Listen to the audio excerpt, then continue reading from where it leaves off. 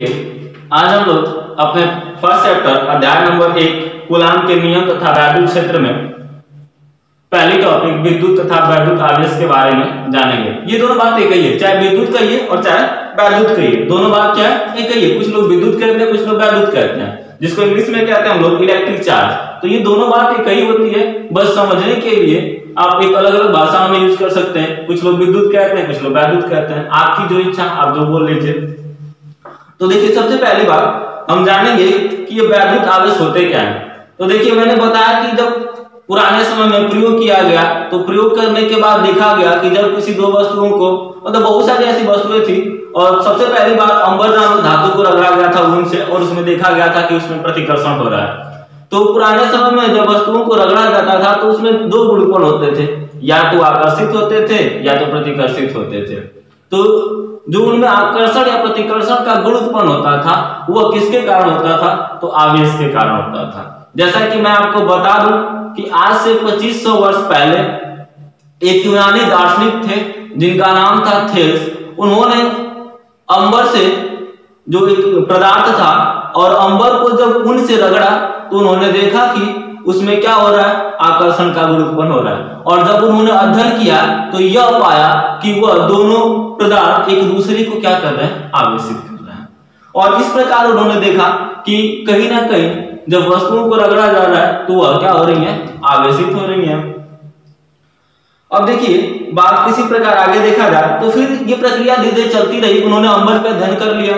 फिर सन 1600 ईस्वी में देखा गया कि एक वैज्ञानिक थे जिनका नाम था डॉक्टर गिलबर्ट। और जब गिलबर्ट ने उन्हीं के अनुसार अन्य पदार्थ जैसे कांच पे, आबनूस पे, गंधक पे, लाख पे इत्यादि को जब मतलब किसी दूसरे पदार्थ से रगड़ना चालू किया तो वो भी इसी प्रकार क्या होते थे, आवेशित होते थे। यानी कहीं ना कहीं एक बात पता चली कि जब किसी दो वस्तुओं को आपस में रगड़ा जाता है तो इनमें दो गुण उत्पन्न होता है। एक आपका कौन सा होता है, आकर्षण का होता है। किसका होता है, आकर्षण का होता है। और दूसरा आकर्षण का होता है, और दूसरा का किसका होता है, प्रतिकर्षण का होता है। तो एक बात समझेगा वो कि जो आकर्षण और प्रतिकर्षण का गुण उत्पन्न हो रहा है वो किसके कारण हो रहा है, आवेश के कारण हो रहा है। और ये आकर्षण प्रतिकर्षण का जो गुण उत्पन्न हो रहा है आवेश के कारण हो रहा है। यानी आवेश का मतलब क्या है कि जब एक दूसरे को घर्षित किया जाए या रगड़ा जाए तो वो एक दूसरे पे क्या करते हैं, अपने चार्ज का ट्रांसफर करते हैं। मतलब जैसे वो प्लस रहेगा तो प्लस वाला से माइनस त्यागेगा, और माइनस वाला क्या करेगा, प्लस त्यागेगा। यानी जब ऐसी स्थिति आती है या दोनों यदि प्लस प्लस त्यागते हैं तो प्रतिकर्षित हो जाएगा, और यदि प्लस माइनस होता है तो क्या हो जाएगा, आकर्षित हो जाएगा। यानी जब विजातीय आवेश होंगे तो आकर्षण होता है, और जब सजातीय आवेश होंगे तो क्या होता है, प्रतिकर्षण होता है। अब सबसे पहली बात, अर्थात मुख्य रूप से देखा जाए तो वैद्युत आवेश किसे कहते हैं, तो देखिएगा वैद्युत आवेश किसे कहते हैं। ये तो इसकी हिस्ट्री रही कि पहले थेल्स ने देखा, फिर डॉक्टर गिलबर्ट ने देखा, और इस प्रकार उन्होंने देखा कि कहीं ना कहीं आवेश क्या होता है। अब देखते हैं वैद्युत आवेश कहते किसे हैं। तो देखिएगा,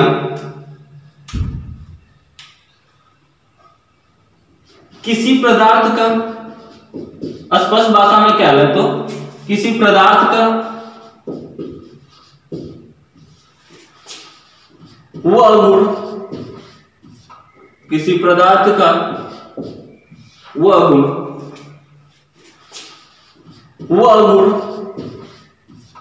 किसी पदार्थ का वह गुण, किसी पदार्थ का वह गुण जिसके कारण,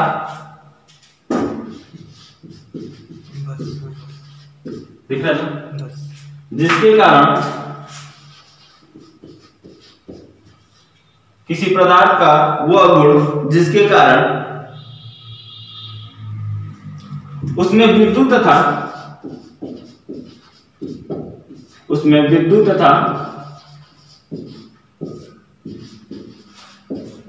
चुंबकीय प्रभाव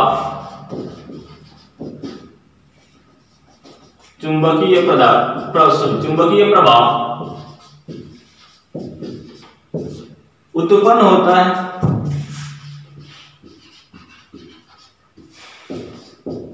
उत्पन्न होता है वैद्युत आवेश कहलाता है। वैद्युत आवेश कहलाता है। एक बात और देखिएगा, जैसे कभी कभी आप देखते होंगे कि जब किसी पेन को आप अपने या कंघी को अपने बालों से रगड़ते हैं और बालों से रगड़ने के बाद जब उसको छोटे छोटे कागज को टुकड़े के पास लेके जाते हैं तो ये क्या करता है, कागज के छोटे छोटे टुकड़े को अपने तरफ क्या कर लेता है, आकर्षित कर लेता है, खींचने का काम करता है। तो आप बताइए, इसके पहले जब इसको नहीं रगड़ा गया था, जैसे मान लीजिए इस मार्कर को मैंने रगड़ा, इस मार्कर को नहीं रगड़ा था, और जब इस मार्कर को मैंने घर्षित नहीं किया था या रगड़ा नहीं था, जब छोटे छोटे कागज के टुकड़ों के पास ले जा रहे थे तो ये आकर्षित नहीं कर रहा था। बट जब इसको रगड़ना चालू किया और रगड़ने के कुछ समय बाद जब इसको इसके पास ले गया, मतलब इसके पास ले गए, तो जो छोटे छोटे कागज के टुकड़े थे वो क्या होने लगे, उठने लगे, अर्थात इसके तरफ आकर्षित होने लगे। तो ये जिसके कारण आकर्षित हो रहे हैं वह गुण ही, या ये जो गुण आया वह किसके कारण आया, तो वैद्युत आवेश के कारण आया। तो एक बात कह सकता हूं एग्जांपल के तौर पे, उदाहरण के तौर पे, कि जब अंबर नामक पदार्थ को ऊन के साथ रगड़े तो इनमें क्या होता है, आकर्षण का गुण उत्पन्न होने लगता है। तो ये किसके कारण उत्पन्न हुआ, आपके वैद्युत आवेश के कारण। जब आप उसकी छड़ को बिल्ली के खाल से रगड़ते हैं तो उसमें भी जो आकर्षण का गुण होता है वो किसके कारण होता है, वैद्युत आवेश के कारण।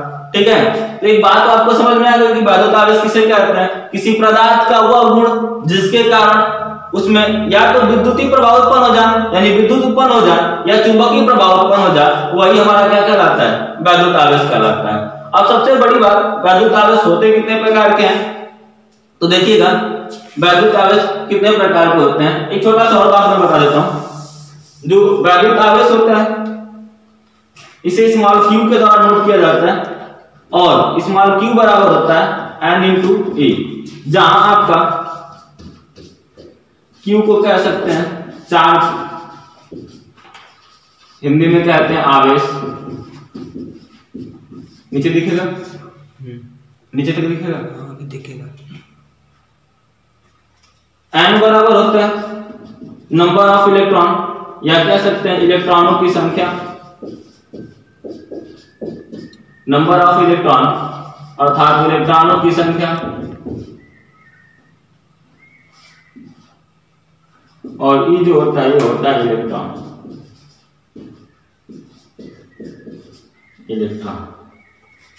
इतनी बात समझ में आ गई कि Q बराबर क्या होता है, n इंटू ए, जहां पर इसी में देखिएगा जहां पर E बराबर होता है 1.6 गुणे 10 के पावर माइनस 19, 1.6 गुणे 10 के पावर माइनस 19 कूलम।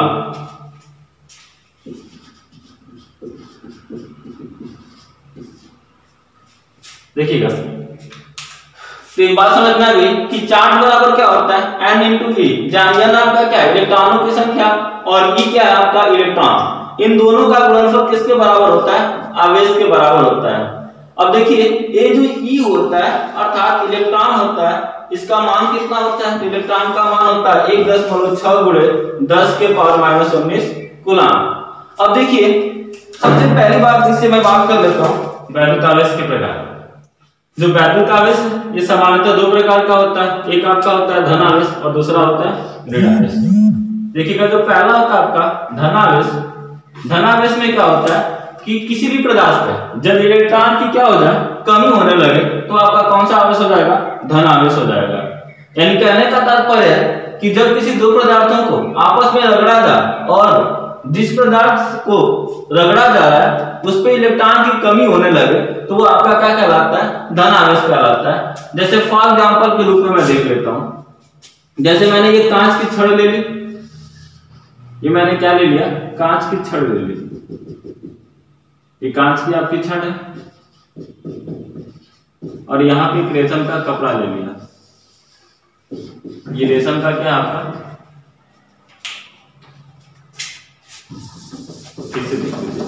ये आपका कांच का छड़ ले लिया मैंने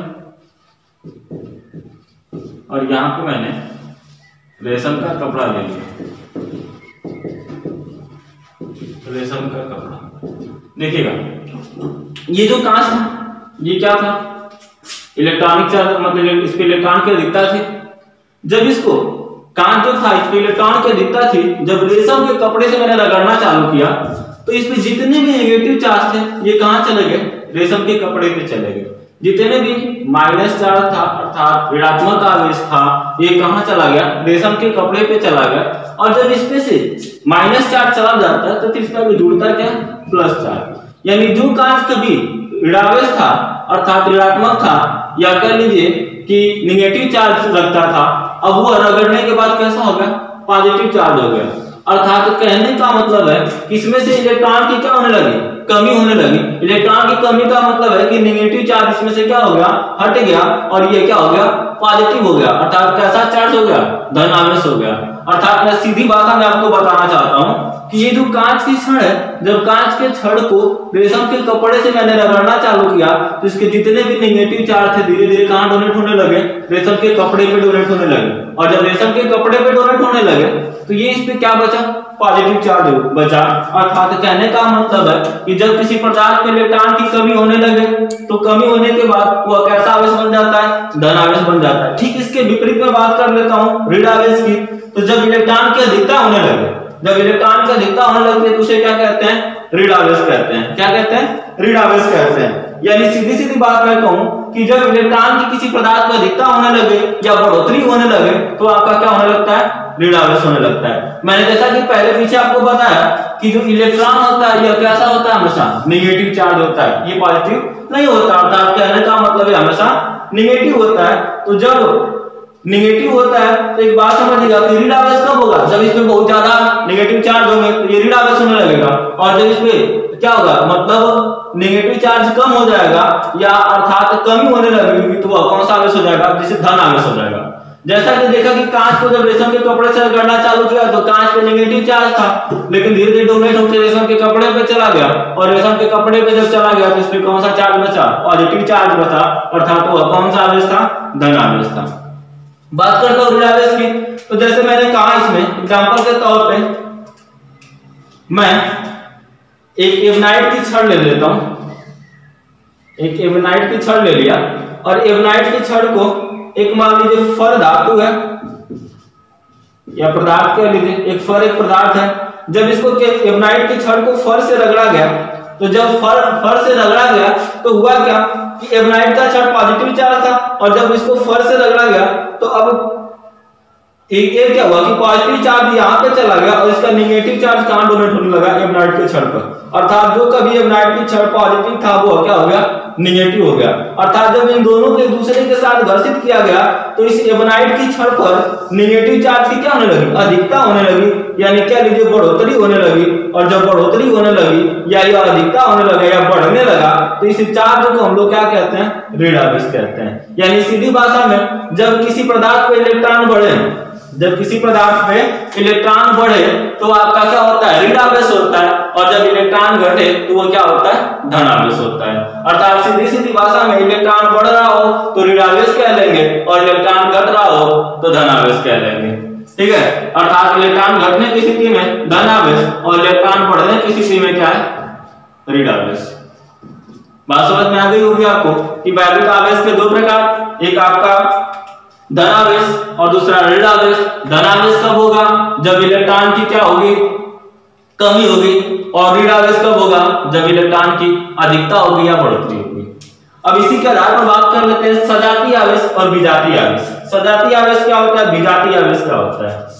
देखिएगा हमको ये बात पता चल गई कि हमारे वैद्युत आवेश में दो प्रकार के आवेश पाए जाते हैं।